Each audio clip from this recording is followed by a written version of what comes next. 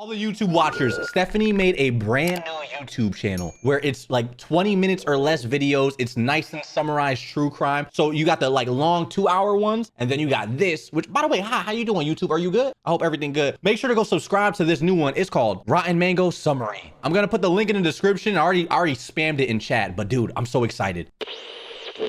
Bada bing, bada boom. Bada bing, bada boom.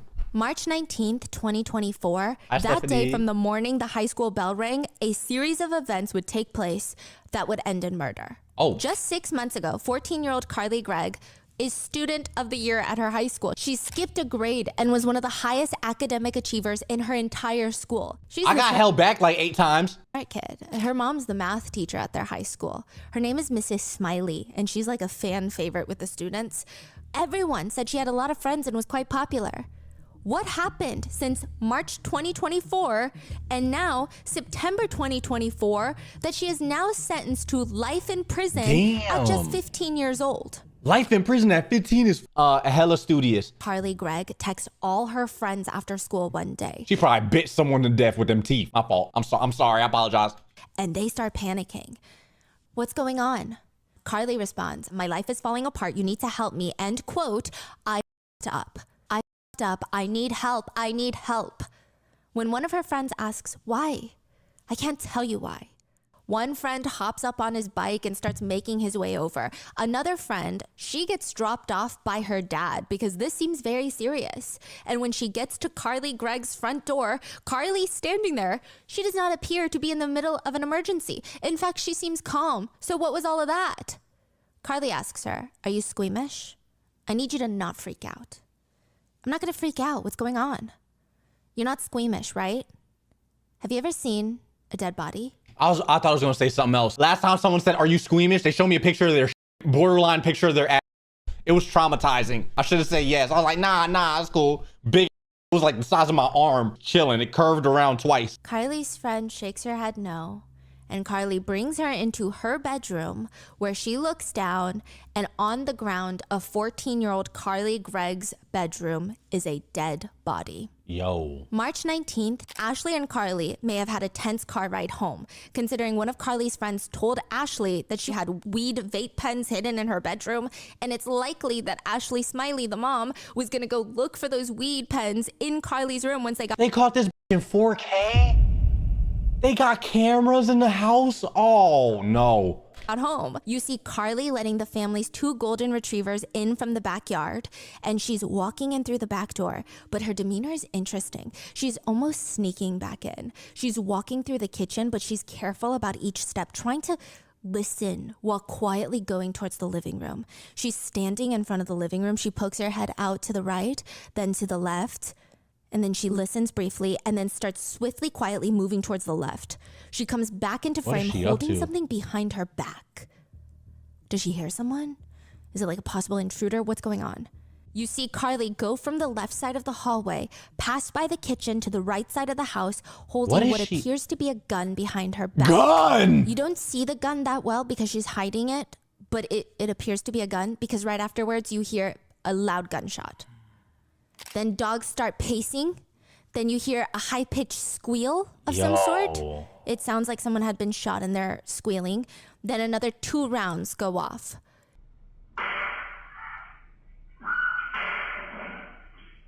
Yo, holy. And for a brief moment, everything in the kitchen freezes. And then the dogs start pacing. The dogs are so anxious, they're confused. They're trying to figure out what's going on. Carly walks back into the kitchen, calm. And she sits in one of the counter stools facing the camera. And she places whatever was holding behind her back down on the counter. Terrible fit, by the way. What is she wearing? Oh my God. But you can't see it, and it seems intentional. And she grabs her phone and starts messaging people. One of her pinkies is in her ear, digging in her ear while she's messaging her friends. That's just how casual everything seems. They called her 4K. She does not look fazed, even in the slightest. It looks like she's just another kid back home from school. But she's texting her friends, it's an emergency. And one of them comes over. And she asks, "Have you ever seen a dead body? Are you squeamish? I need you to not freak out. Do you want to see one?" She had been shot in the face. She shot her mom 3 times in the face. Then she asks her Why? friend, can you wait outside in the backyard so I can, quote, I put 3 in my mom and I'm going to put another 3 in my stepdad when he comes home. Yo. She had even taken her mom's phone and texted her stepdad, you almost home, honey? Question She's saying it. What the they do to her? What would call chat? This is crazy, dude. mark? When police were called to their house, they had found Ashley, the geometry teacher, Carly's mom, dead. Her stepdad, Heath, had been shot and Carly had been missing. You know those little parts next to the sidewalk that has a gaping hole in the ground? And you get nervous anytime your dog walks anywhere like 10 I get nervous because the little clown gonna pop up and grab my ankle and then eat me. Just like, get off me! Get off me! You know what I mean? foot near it. You can crawl into those. It's not advised. It's for storm water to drain so that your street doesn't get flooded. But You crawl out underground? yes, Carly crawls out of the storm drain. It's cramped, it's confined. There is typically a ladder. It's typically very dark, very cold. There's probably lots of rats and very uncomfortable. It's I don't going to know, smell roaches, incredibly too. foul down there. And by the time she's crawling out, there's people waiting for her. She's soaking wet. I mean, considering the circumstances of, crawling out of a storm drain, she's wearing a Nirvana shirt and she's short. She's like maybe not even 5 She feet looks tall mad young. at 14 years old. She's got this 14. short brown bob. She's remarkably calm. She looks a little confused, a little uncomfortable around these strangers, but that's to be expected when you get arrested and your hands are getting swabbed for gunshot residue. So what happened? Carly kept this journal where on March 12th, so a week before the incident, she writes, "What do I believe? There is no God. Heaven and hell are fake. You don't need family. Writing your own destiny, loving yourself, don't belong to anyone, never be alone, go to your place of comfort often. Sometimes you must blend in, but never forget. It's okay to be evil. Sometimes you must jump into the dark to truly see the light. This a handbook for being evil? What the fuck is this? Death is inevitable." Another one reads, "Water, She light fire, yogging me, bro. earth. I choose fire. It's powerful, beautiful, and deadly. Those are the traits I desire, so I choose fire." Another one reads, "Do I have schizophrenia? Am I having a psychotic break?" And one that reads, "I know one of y'all will read this journal." Oh, she's crazy, dude. She then gives a guideline on gaslighting. She writes, "Take advantage. Happy hurting. Life's greatest illusion is innocence." And there in the middle of that page is a pencil stabbed hole. Holy. She stabbed it like Tom Riddle. Bro, this is a 14-year-old? What was I doing at 14? I don't remember doing shit at 14. I was slap boxing, playing like Halo, probably being like a bad kid, arguing with my sister. That was like it, dude. Holy this bitch is insane. Playing Halo. Yeah. Second, when you wasn't playing, nah, you probably weren't. I was stressed with school and boys at 15. You was stressed at, I'll be honest, I wasn't thinking about till I was like 16, low-key. I was outside, right? I was summoning ghosts. Okay, dude. Which is Voldemort from Harry Potter, whose most famous line is, "There is no good in evil. There is only power and those too weak to seek it." I don't know. So it's a lot to unpack. Is this a Harry Maybe Potter the prosecutors fan? did not want to unpack it. They offered Carly and her legal team a plea deal. The ball is in Carly's park, and the judge tells Carly, think very clearly about this, because either she gets the 40 years, she could be 54 when she gets out, or the jury could either acquit her, meaning she gets no time, or the court could sentence her to 2 life sentences for murder and attempted murder and tampering with evidence. Carly stands before the judge and rejects the plea deal. That would probably be the 3rd worst choice in her life. The first worst would probably be shooting her mom, then shooting at her stepdad, and now this. One of the reasons that this case starts going viral recently is Carly has very interesting court appearances. So people point out that she was arrested in a Nirvana shirt and her hair was in this almost sporty looking bob, but now she's kind of leaning into this doll girl type of aesthetic. Some netizens think that she's clearly dressing in a way that is very reminiscent of Catholic schoolgirl outfits. Plaid dresses, collared dress shirts, cardigans with gold buttons all the way, frilly sleeves. Deep. They had her crying. I'm sorry. Do you think she's thinking about that though, Chad? Or is it just like someone's dressed at 14? I was dressing myself at 14, but like I wasn't really thinking about, I don't know, bro. I'm gonna be honest, I feel like I only got consciousness around like 23. I woke up one day and I was like, oh my God, I'm a f***ing idiot. What was I doing? I could have died so many times. You know what I mean? Like I just had one of those. They also say with her hair, the short hair with the bangs and the outfits, they say she looks like the girl from the movie Orphan, which makes this creepier. Oh, that is creepy. But more so than her attire, I think it's her demeanor. She does giggle and smirk a lot during the trial. Sometimes she's giggling with her attorneys. I don't know if they're writing something. Why do they kill? She'll just giggle. She scribbles something on a piece of paper, her defense attorney, and I don't know what the context is, but she thinks it's hilarious and she just starts giggling. It's just not appropriate. There are other times when her defense attorneys talk about how close she is with her mom. She starts blinking rapidly. Her lips get thin and she starts nodding up and down like, yes, we were. A lot of people feel like it's very forced, you tell me, and she's the most locked in when the defense expert, the psychiatrist, goes up there to talk about how mentally unwell she is. Oh. But the locked in is weird.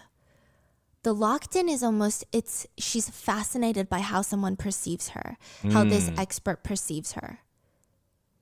There is an authoritative look to her when she's locked in.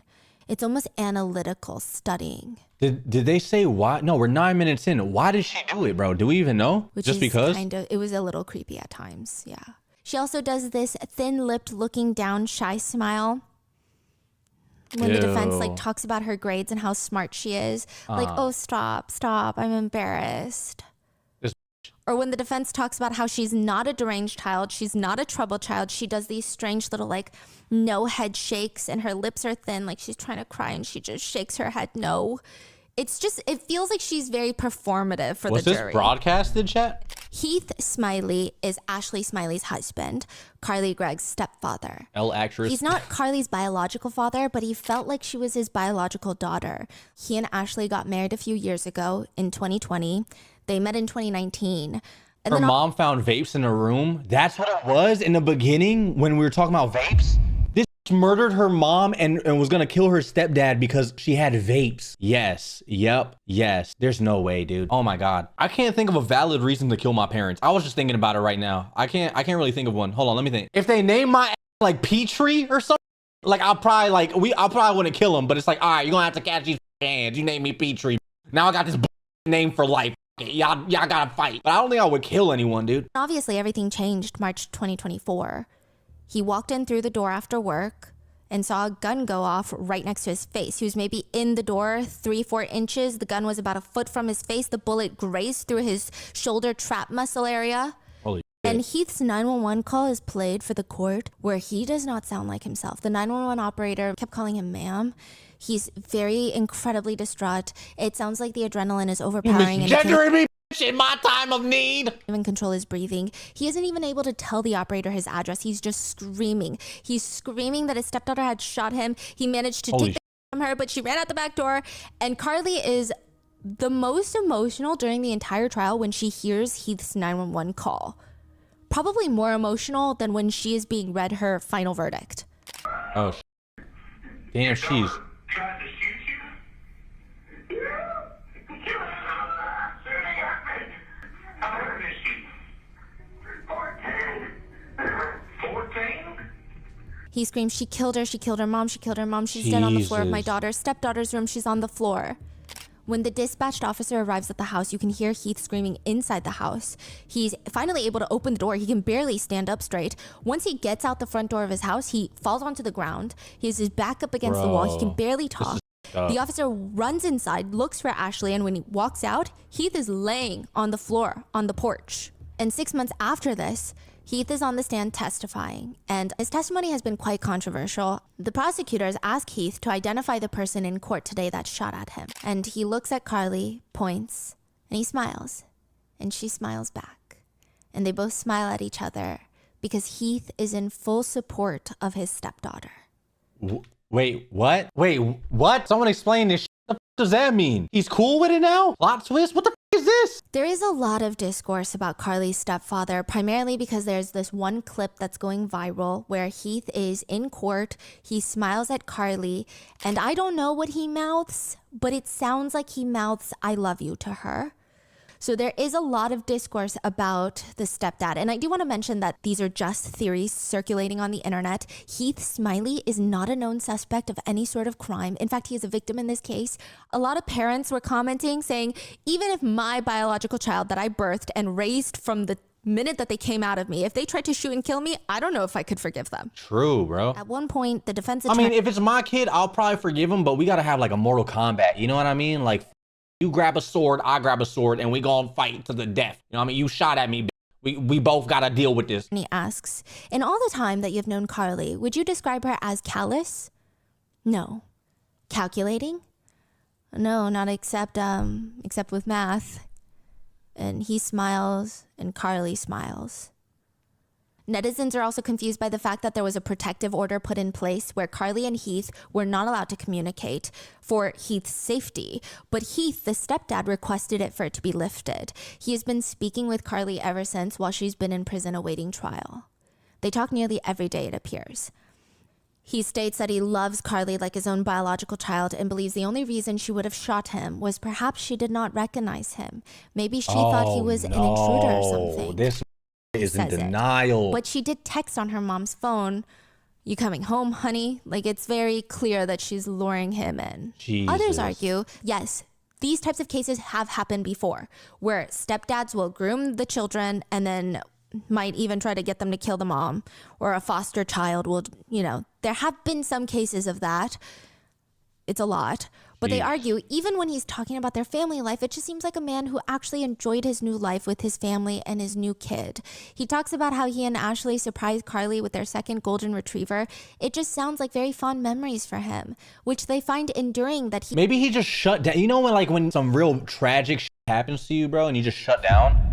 Like, maybe it's like his trauma response is just to like stuff it completely down. You know what I mean? He and both Carly are able to think back to those positive memories. Other people are saying this is just unfair that you're accusing him because, first of all, he's a victim. There's no proof. And if there was, law enforcement would have found it by now. And second of all, it's almost perpetuating this narrative that stepfathers cannot love their stepchildren without being creeps. Others think not only do they feel bad for Heath, but it just shows how good Carly is at manipulating people. She fooled her friend, she tricked her mom, her psychiatrist, and now her stepdad. Some people say, no, he's not defending Carly because he is like doing something weird with Carly.